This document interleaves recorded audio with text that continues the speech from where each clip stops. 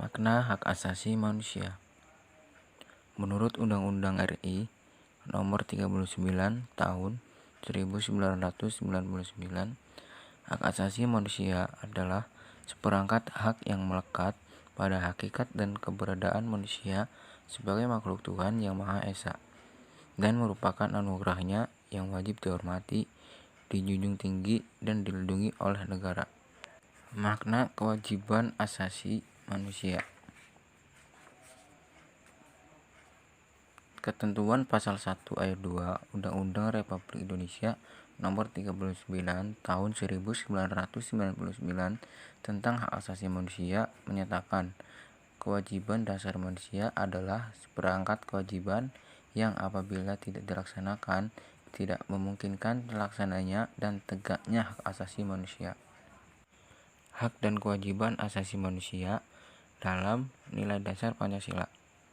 Nilai dasar berkaitan dengan hakikat kelima sila Pancasila, yaitu nilai ketuhanan yang Maha Esa, nilai kemanusiaan yang adil dan beradab, nilai persatuan Indonesia, nilai kerakyatan yang dipimpin oleh hikmat kebijaksanaan dalam permusyawaratan perwakilan, dan nilai keadilan sosial bagi seluruh rakyat Indonesia.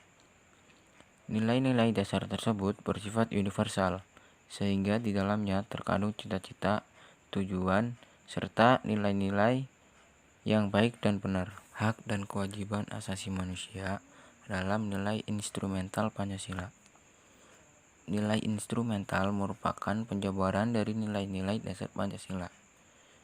Nilai instrumental sifatnya lebih khusus dibandingkan dengan nilai dasar.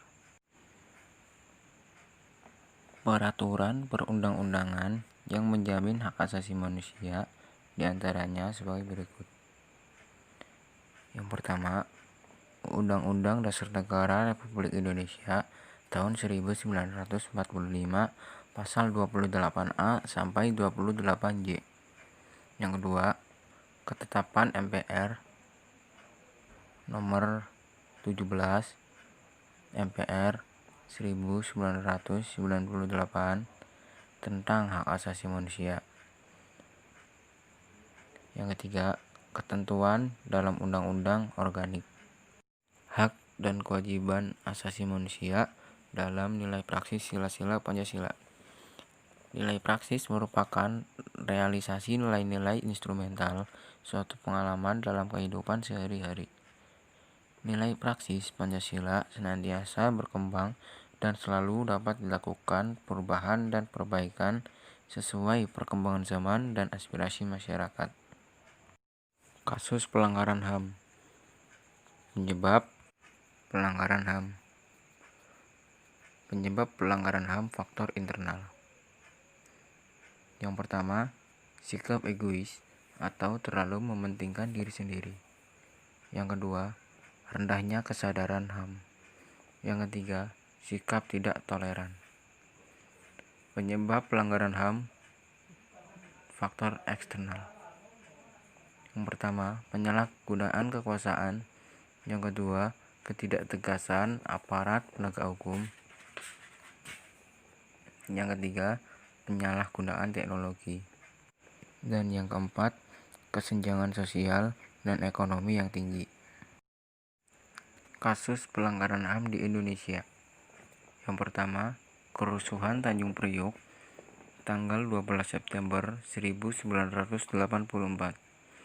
Yang kedua, penyerbuan kantor Partai Demokrasi Indonesia tanggal 27 Juli 1996. Yang ketiga, penembakan mahasiswa Universitas Trisakti pada tanggal 12 Mei 1998. Yang keempat, tragedi Semanggi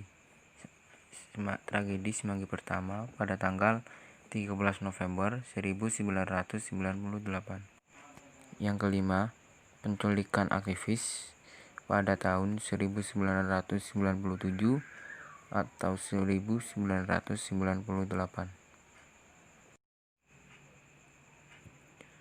Upaya pencegahan kasus pelanggaran HAM. Yang pertama, menegakkan supremasi hukum dan demokrasi. Yang kedua, meningkatkan kualitas pelayanan publik.